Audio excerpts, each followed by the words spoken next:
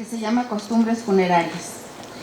Tengo el gusto también de presentar a Inger Montero Alarcón, y quien ha laborado durante 35 años como fototecaria en el Instituto Nacional de Antropología e Historia, donde fundó en la Coordinación Nacional de Restauración la primera fototeca de Lina. Asimismo, instituyó las de la Coordinación Nacional de Museos, del Museo Nacional del Virreinato y la del Museo Nacional de Historia. En el Museo Universitario del Chopo fue la responsable del archivo histórico. Ha sido asesora en la formación de la fototeca de diversas instituciones nacionales e internacionales. Ha coordinado coloquios, conferencias y diversas actividades culturales. Igualmente, participado en los montajes de museos y exposiciones. Ha sido jurado en varios concursos de ofrendas de muerte. Ha participado en conferencias de varios foros y es coautora de diversos libros y publicaciones. Asimismo, ha colaborado en la investigación iconográfica para múltiples publicaciones. Participó del proyecto Salud, Enfermedad de la Prehistoria del siglo XXI en la Dirección de Estudios Históricos de Lina.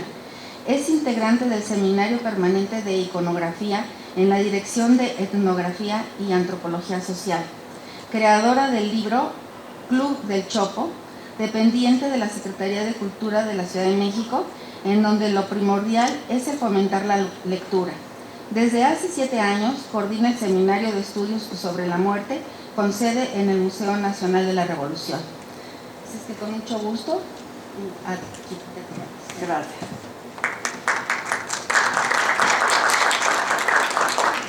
Muchas gracias por la invitación, y también agradezco mucho a el apoyo, y a mi marido que me ayudó en esta presentación. Gracias. Todos los seres humanos entienden la muerte en forma personal, tanto para su propia muerte como la manera para afrontar los fallecimientos de los otros, ya sean estos familiares, amigos o desconocidos. Así se tiene un concepto propio y único que se manifiesta de acuerdo con sus creencias y costumbres. Esto es lo que en principio determina la forma con que las exequias y el duelo son llevadas a cabo. Son tantas las diversas formas como tantas culturas hay en el mundo. En el ámbito familiar, las formas actuales en las que se maneja este importante episodio de vida difieren en cada familia. A través de entrevistas y experiencias personales, encontré una gran riqueza de este tipo de información, de manera que para este ejercicio decidí seleccionar algunas de las más comunes. En primer lugar, opté porque todas radicaran en la Ciudad de México. Después las dividí por grupos sociales. Finalmente seleccioné 3 familias representativas de diversas clases. Aquí relataremos cómo se llevan a cabo las exequias en cada una de estas familias. Conoceremos cómo se realizan las actividades de una familia de clase media con prestaciones sociales adquiridas a través del trabajo que ha desempeñado gubernamentalmente. Otra es una familia que cuenta con un nivel económico producto de labores en negocio familiar y sin prestaciones sociales. Y la tercera es una familia de clase humilde, sin prestaciones sociales, que vive en la capital del país, pero con un gran arraigo familiar en algún estado de la República. Una vez que el individuo muere, deja de ser un ente individual para convertirse en un colectivo. No importa la cultura, el nivel social ni el estatus económico. Esta nueva categoría requiere de la intervención de muchas personas, desde el médico que determina el fallecimiento, las que realizan los trámites legales, las que tratarán el cadáver hasta que recibirán el cuerpo. Podríamos pensar que aquí finaliza todo, pero este no es tan sencillo. Esta es solo la primera parte del evento, por lo que todos tendremos que pasar. Lo que continúa, que va desde el arreglo del cuerpo, su colocación en un féretro, hasta su traslado al cementerio y darle sepultura. Por diversas circunstancias no será lo mismo para todos. Esta etapa depende de muchos factores que van a estar basados en las creencias y costumbres de cada región y cada familia. Comenzaré con una familia de clase media que goza por su trabajo de diversas prestaciones sociales. En este caso nos ocupará las que tienen que ver con la salud. Ocurre que uno de los miembros se enferma y recurrirá a la prestación médica que le corresponde. El grave estado provoca que sea internado en un hospital. en este caso el ISSSTE. El paciente, por su gravedad y a pesar de la intervención médica, fallece. El médico certifica las causas y la hora del deceso, lo cual es comunicado a los familiares. El familiar más cercano es el encargado de enfrentarse a un proceso legal y burocrático que puede, en el mejor de los casos, llevar varias horas. Después de que se firma una serie de papeles, el cuerpo está liberado y al hospital le urge, por causas de espacio, que sea retirado. Mientras se realizan los trámites, otros familiares se reparten las responsabilidades de contratar la ambulancia que instalará el cuerpo, realizar las gestiones en la funeraria, en donde se velará el cadáver, y determinar el destino final del cadáver, panteón o crematorio. En el caso de esta familia ya se tenían contratadas estas acciones, ya que habían comprado uno de los tantos paquetes que alguna funeraria les ofreció. Se incluían los servicios correspondientes a los trámites finales en el hospital para la entrega del cuerpo, el velatorio y la fosa en el panteón, la carroza y el transporte para deudas. Ya por el teléfono se han formado cadenas para informar a todos los familiares y amigos, para que acompañen a los deudos en estos momentos tan difíciles y dolorosos.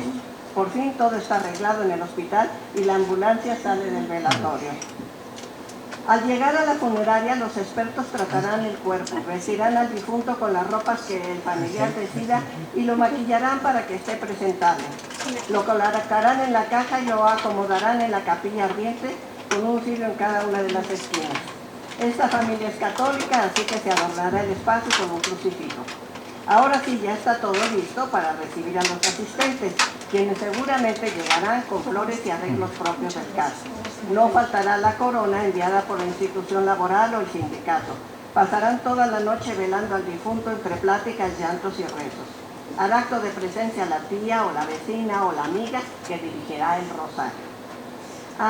Abramos un paréntesis para hacer mención de algunos detalles con relación a los servicios otorgados por la funeraria. En la mayoría de los casos siempre hay que pagar una gran cantidad de extras que no estaban contempladas en el contrato. Esta familia trató de cambiar el plan de entierro por una cremación, pero debido a que esta modificación saldría muy cara, desistieron.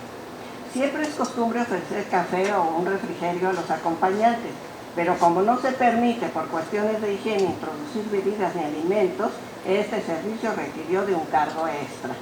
En los casos en que este servicio no es contratado, la agencia tiene cafetería.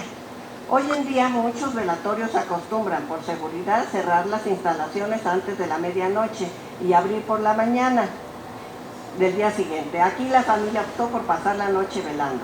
El entierro estaba programado para el día siguiente a las 12 del día antes de la salida y, por supuesto, con otro gasto se ofrecería una misa.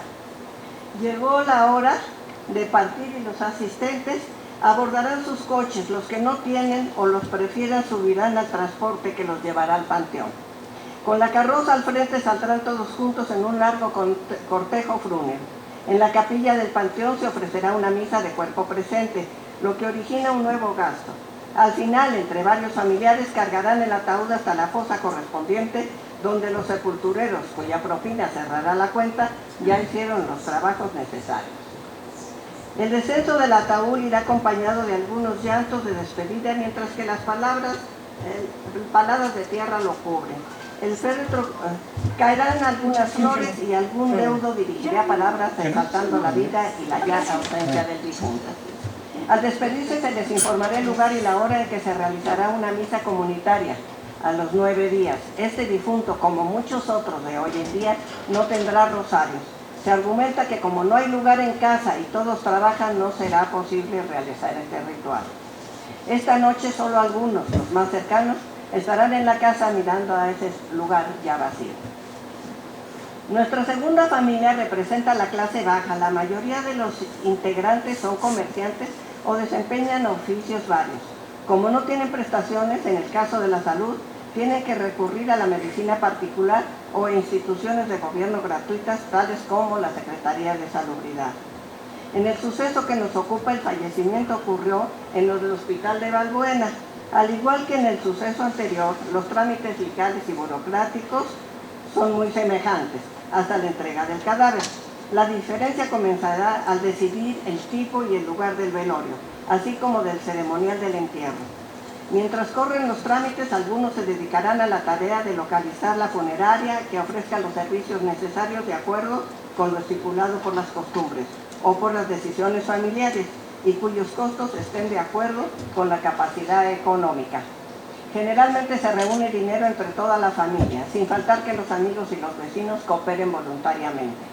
En esta familia sus tradiciones señalan que el velorio sea en casa del difunto y su entierro sea en la fosa donde ya reposan los restos de algún familiar cercano, madre, padre o hermano. En este caso será junto a su cónyuge. Finalmente, la contratación únicamente incluyó el retiro y el traslado del cadáver, la carroza y los autobuses para acudir al panteón. Después de haberse cubierto todos los trámites, la funeraria retirará el cadáver de la institución y lo trasladará al domicilio señalado. Existen casos en que se tiene que esperar la llegada de los familiares que vienen de lejos y por cuestiones de prevención sanitaria se solicita a la funeraria la preparación del cadáver. El arreglo personal de fallecidos realizado por las mujeres cercanas, quienes lo vestirán, maquillarán cuidadosa y cariñosamente. Antes de la llegada del cuerpo ya se habrá preparado un sitio para recibirlo. Se han retirado muebles para dar cabida a las sillas que rodearán el féretro. Debajo de este se colocarán en una pequeña bandeja una cebolla en vinagre y la cruz de cal que será levantada al terminar el novenario. A los asistentes se les ofrece café con piquete y pan dulce para poder pasar la noche junto al difunto. La vestimenta de los asistentes es totalmente informal, predominando el color negro. Durante la noche se reza de 2 a 3 veces un rosario dirigido por algún familiar o vecino. Los deudos recibirán con agradecimiento las muestras de condolencia. Al día siguiente, con toda la familia reunida y de acuerdo con el horario dispuesto, saldrá el cortejo hacia el cementerio. En la capilla del panteón se ofrecerá una misa de cuerpo presente. Al terminar, todos se dirigirán al destino final. Rodeando la fosa y acompañando a los deudos llegarán los músicos contratados, casi siempre un trío o un mariachi, a quienes se les unirá algunas otras voces de los presentes que interpretarán las canciones que les gustaba al muerto. El familiar más cercano arrojará un puñado de tierra y se despedirá entre lágrimas del difunto. Los sepultureros volverán a colocar la tierra que horas antes habían removido, recibirán una propina y se retirarán. Se colocarán las flores y solo se escuchará algún murmullo. Esto ha durado alrededor de 4 horas. Terminado este ritual, la familia realiza la invitación para que todos pasen a la casa a comer. El menú estará compuesto de arroz rojo, mole, tortillas y refrescos. Durante los siguientes 9 días se llevará a cabo el tradicional rezo de los rosarios. Como es común en esta y otras familias, estos se realizan en la casa del difunto y la hora convenida es a las 8 de la noche. Al terminar cada rosario se ofrecerá una merienda con tamales, bizcochos, café y chocolate. Terminado esta ceremonia, se recogerá la cruz de cal que estuvo bajo del féretro durante el velorio. Posteriormente se ofrecerá una misa en la iglesia cercana, misa que se repetirá cada año y a la cual irán cada vez menos personas. Nuestro tercer caso es el de una de tantas familias originarias de los pueblos del interior de la República. El personaje, quien desde hace algunos años radicaba en la Ciudad de México, aunque era originario de Jiquipilco, en el Estado de México, se desempeñaba como artesano y formaba parte de una familia de clase humilde y sin recursos institucionales. Siguiendo sus deseos, a su fallecimiento, tienen que trasladarlo a su pueblo, al cementerio donde están enterrados todos sus familiares, costumbre muy arraigada en su comunidad y que por lo siguiente es de gran importancia. A su repentina muerte y tras comunicar a los parientes del pueblo su deceso, sus familiares, después de realizar, apoyados por personas sensibles y bondadosas, los trámites legados y sanitarios correspondientes que incluyeron la preparación del cadáver para su traslado, contratan una carroza y notifican su llegada para que todo esté listo. El velorio se lleva a cabo en la casa familiar donde se acondiciona un espacio. A la llegada del cuerpo es arreglado por los familiares ya elegidos. Hay un padrino que proporciona la ropa con la cual será vestido el difunto. El féretro es ubicado en el lugar central y a su alrededor habrá sillas para los visitantes. Se acomodan los cirios a la cabecera del difunto, al pie del féretro se dibuja una cruz de cal y se coloca en una bandeja las mitades de una cebolla y de un chilacayote, las cuales se cubren de vinagre.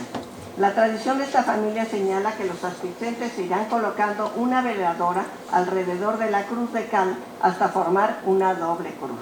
Al ir llegando más velas, estas serán guardadas para reemplazar a las que se terminen. El féretro permanecerá abierto todo el tiempo del velorio para que todos puedan verlo. Por última vez, durante el velorio se reparte café con y sin piquete y pan. Se realizan de 3 a 4 rosarios dirigidos por una mujer, familiar o vecina, y se hacen guardias por varias horas. El luto propiamente dicho no se usa, pero todos, hombres y mujeres, se colocan un listón negro en el brazo izquierdo. El día del entierro, el cadáver sale cargado por los familiares, amigos, turnándose, ya que el camino es largo. Atrás va la banda que interpretará en sus inicios cantos propios para muertos, pero después de tocar la música tradicional y popular que era del gusto del difunto. Hoy, junto con la banda o en su lugar, se utiliza música interpretada por mariachis. A continuación siguen las flores, las ofrendas y las coronas. Por último marchan los deudos y familiares y los amigos. En el pueblo hay 2 panteones, uno más antiguo que otro. El más antiguo, el cual se dirigen, es para las personas mayores.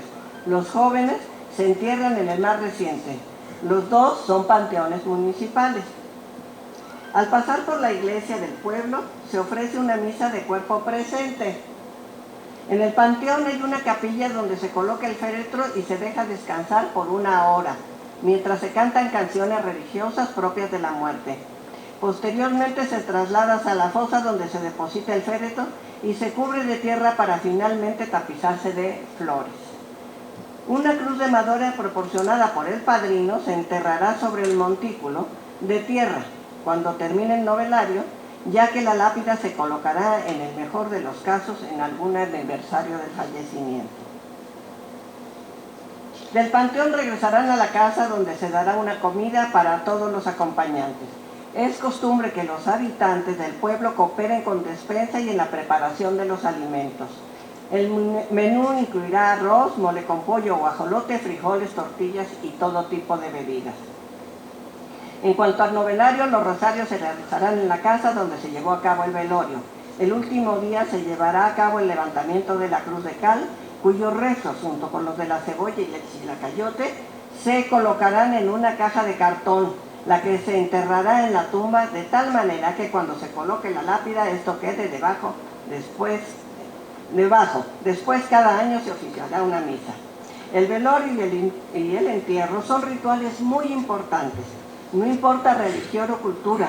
Vimos en los párrafos anteriores, cada familia tiene sus propias costumbres, pero todas tienen en común buscar el alivio, estos momentos que lastiman.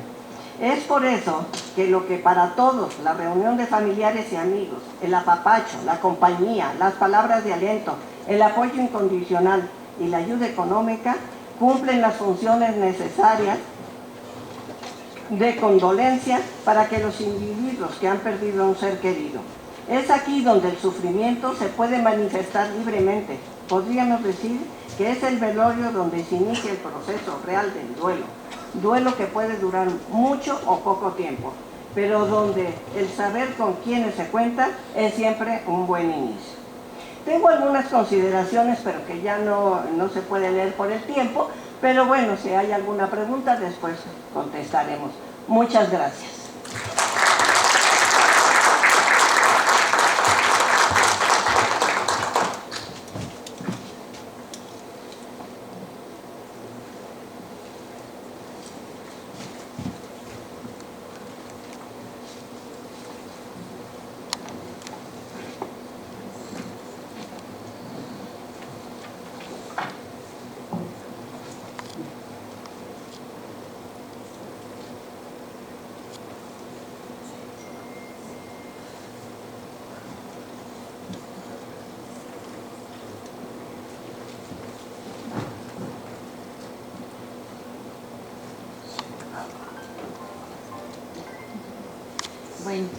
aquí le damos la bienvenida a Luis Arturo Sosa Barrón con el tema El tratamiento mortuorio de bandidos y rebeldes visto a través de la fotografía post-mortem, el caso de Juan Chávez y José Velasco en Aguascalientes. Luis Arturo es pasante de licenciatura en Historia por la Universidad Nacional Autónoma de Aguascalientes. Es asistente de investigación con el doctor Benjamín Flores Hernández, profesor e investigador adscrito al Departamento de Historia de la Universidad Autónoma de Aguascalientes. A través del programa de la instrucción de beca de la Universidad Autónoma de Aguascalientes, y en 2015 a través del mismo programa fue asistente de investigación con el doctor Alfredo López Ferreira, profesor investigador adscrito al Departamento de Historia de la Universidad Autónoma de Aguascalientes. De 2017 a la fecha es profesor particular de un joven con capacidades diferentes. Ha publicado diversos textos y como es Angelitos retratados, la fotografía post-mortem infantil de finales del siglo XIX y principios del XX. También participó en el capítulo 7º del libro de la Convención Revolucionaria de Aguascalientes, Memorias, Imágenes y Documentos. Ha participado también en el título de Cronología de la Convención Revolucionaria de Aguascalientes. Y también ha participado en diferentes congresos, como fue el que presentó con el tema de Karl Marx y la historia. Sigue siendo vigente el materialismo histórico en el análisis histórico, y en la última sesión del seminario Patrimonio e Historia de Aguascalientes, organizado por el Centro INA de Aguascalientes y que tuvo lugar el 23 de noviembre de 2017 en las instalaciones del Centro INA Aguascalientes, en la conferencia El retrato fotográfico post-mortem en Aguascalientes. Entonces le damos la bienvenida. Sí. Muchas gracias. Primeramente quisiera agradecer su presencia aquí, así como la aceptación de esta ponencia, que pues vendría siendo mi primera participación en este evento. Y bueno, la presente ponencia parte del tema que actualmente estoy investigando para mi tesis de licenciatura, la cual se titula La muerte ante la cámara, retrato fotográfico post-mortem en Aguascalientes, uso y función social 1869-1969, en donde hasta el momento de preparar el presente trabajo contamos con una base de datos de 33 fotografías provenientes de 3 acervos documentales: el Archivo Histórico del Estado de Aguascalientes, el acervo documental Alejandro Topete del Valle, y de un acervo compilado por un concurso de fotografía histórica organizado en 2016 por el Centro INA Aguascalientes en conjunto con el Instituto Municipal Aguascalentense para la Cultura.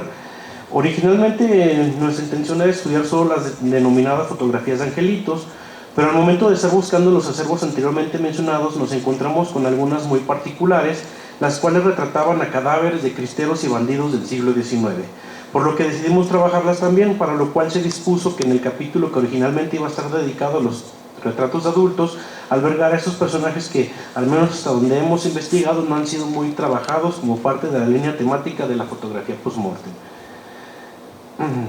De 33 fotografías que conforman nuestra base de datos, 12 corresponden a cristeros y bandidos, en donde dentro de esta categoría encontramos que 10 son de cristeros y 3 de bandidos. Asimismo, de las 10 fotografías que hay de cristeros, 5 son del cadáver de uno de los principales líderes del movimiento en Aguascalientes, José Velasco Delgado.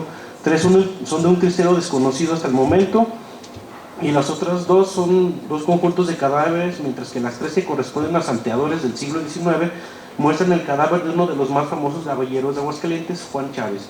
Para quien tenga el gusto de conocer mi estado natal, sabrán que una de las leyendas más famosas del estado es sobre los famosos túneles de Juan Chávez.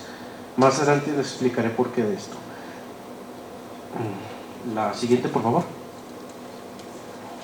Bueno, hay que señalar que la fotografía tiene diferentes sentidos de interpretación, como el ser objeto de estudio de la historia material de la misma, técnica, materiales, etc., y ser fuente más allá de su condición material, historiar su representación o lo que representa. Asimismo, debemos tomar en cuenta que fotografía no es lo mismo que un retrato, ya que la fotografía es el resultado químico y físico de un proceso realizado a través de un aparato, ya sea un daguerrotipo o una cámara. Por otro lado, también es una técnica artística. El retrato, de manera básica, sin ahondar en disertaciones, debemos entenderlo como una pintura o efigie de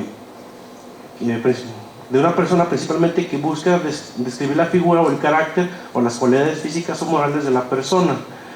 Con base en esta definición se puede entender que un retrato tiene como fin, al menos de manera general, representar o plasmar lo más fidedignamente las cualidades físicas o morales de una persona. En el aspecto físico son más que obvias y en el moral suelen ser simbólicas. Sin embargo, en la presente ponencia nos interesa ahondar en la función de la fotografía como fuente de su representación. Para este caso, acercarnos al tratamiento funerario dado a los disidentes sociales, en específico a los bandoleros que dan por nombre el título de la ponencia. La siguiente, por favor.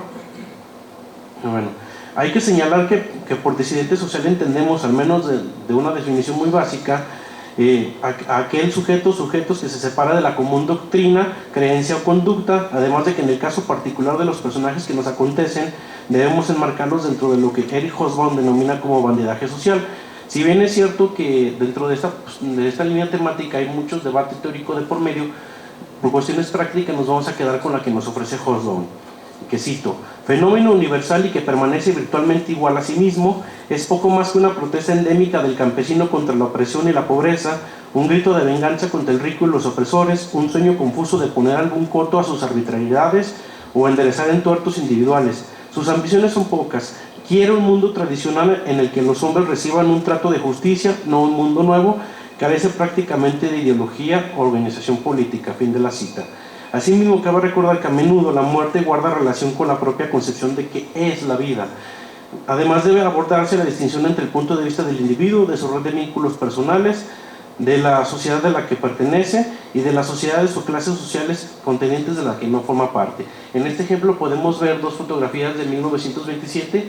La de su mano izquierda es de Calvillo, de unos cristianos que están siendo expuestos en lo que consideramos que es el atrio de la parroquia del Señor del Salitre en Calvillo. La segunda, a la fecha no hemos podido identificar en dónde se expusieron los cadáveres.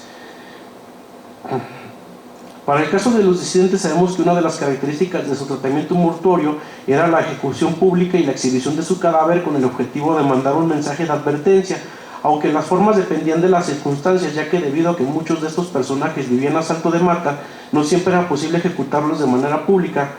Parece ser que en la mayoría de casos se exhibía el cadáver, lo cual es una herencia de la impartición de justicia colonial, al menos en el caso de Aguascalientes. Tenemos noticia, la siguiente, por favor. La siguiente. Tenemos noticia de que el 22 de abril de 1799 la Real Audiencia de Guadalajara mandó para Aguascalientes la cabeza de un criminal para que fuera puesta a la expectación pública. Y cito: esta Real Audiencia remite a vuestra merced en el adjunto cajón la cabeza del reo Joseph María Chávez, a fin de que en jaula de fierro se fije en el lugar donde ejecutó el homicidio de la persona de Manuela González, cuyo recibo espero me conteste vuestra merced. Fin de la cita. Cabe señalar que el calce de la referida carta, que podemos ver aquí, se da constancia de que el 26 de abril del mismo año se ejecutó dicha orden. Desgraciadamente, al ser una foja suelta, no contamos con el resto del expediente para ver en qué parte de la villa se ejecutó dicha ordenanza. La siguiente, por favor. Avanzando un poco más en el tiempo, concretamente en la turbulenta época de la Reforma, la intervención francesa y el Segundo Imperio Mexicano, el caos político-militar normalmente requería que se tomaran medidas drásticas. Ejemplo de ello es el bando publicado en 1859 y que aquí podemos apreciar por orden del entonces gobernador interino José María Chávez, en el que se adoptó la Ley Penal y de Procedimientos contra Salteadores expedida por el gobierno de Zacatecas en 20 de octubre de 1858 y que a grandes rasgos marcaba las pautas que se debían seguir contra los personajes que fueran sorprendidos en el acto de robo, destacando las disposiciones de su artículo octavo. Cabe señalar que en este contexto no hay una diferenciación clara entre un bandido, un salteador o un gavillero, porque podría ser meramente un mero asaltante, hasta podría ser un contendiente político. Y cito un fragmento del artículo 8. Si el acusado fuere condenado, la pena que se le impondrá será la de muerte, que se ejecutará en la forma ordinaria dentro de 12 horas después de notificada la sentencia, cuyo trámite se correrá antes de que expiren las 24 horas señaladas para la averiguación. Fin de la cita. Lo cual queda de manifiesto en ocasiones en la sección de las gacetillas de la prensa liberal. Cito: en esta semana que finaliza se ha aplicado la pena capital a 3 ladrones y un asesino, juzgados los primeros con arreglo a la ley de 20 de octubre. Fin de la cita. Si bien este ejemplo no se nos habla de que sus cuerpos fueran puestos a la expectación, consideramos que sí sucedió, ya que en otras ocasiones solo se menciona que se exhibieron los cadáveres, más no el proceso penal, como da evidencia el periódico oficial del 9 de mayo de 1860, En su informe de policía, cito: los 52 cadáveres de los bandidos fueron ejecutados y colgados en los puntos que cometían sus crímenes. Fin de la cita. El medio de ejecución en este contexto por lo general será el fusilamiento, de lo cual el mismo diario da ya varios ejemplos. Sin embargo, por cuestiones de tiempo solo les mencionaré uno de 7 de octubre de 1860. Al ser aprendidos por el tercer escuadrón del Estado, los famosos bandidos Martín Piña, Avelino Noriega y José María Rodríguez, llegó por extraordinario al jefe de la fuerza una recomendación de don José Rincón Gallardo pidiéndose suspendiera la ejecución de los repetidos ladrones. Por fortuna ya era tarde y las órdenes del gobierno eran apremiantes para que los bandidos fueran fusilados. Fin de la cita. Si bien es cierto que la prensa por lo general festejaba la ejecución de estos personajes, al menos la liberal, que es la que se conserva, ya que servía para pacificar los caminos y ponerle fin al contexto de violencia, no deja de llamar la atención el siguiente fragmento de un editorial redactado por otro liberal que llegaría a ser gobernador de Aguascalientes en el contexto de la República restaurada. Nos referimos a Jesús Gómez Portugal. Cito: está bien que el terrible sacudimiento que ha sufrido el país, la pena de muerte se hiciera a veces hasta necesaria. Nosotros lo comprendemos muy bien, pero comprendemos al mismo tiempo que si se quieren borrar uno a uno los vestigios de agonía y de oprobio que nos hacen aún bajar la vista ante el mundo civilizado, es preciso que el legislador se ocupe de establecer reclusiones seguras para abolir inmediatamente la pena de muerte. Fin de la cita. Este texto deja entrever la mentalidad liberal del personaje y, más allá de su enfoque en pos de la civilización, nos permite dar diferentes evidencias que nos permiten rastrear este comportamiento o esta práctica hasta la época colonial. Cabe señalar como caso curioso que, como bien mencionaba ayer el compañero Francisco Javier en su ponencia sobre los epitafios,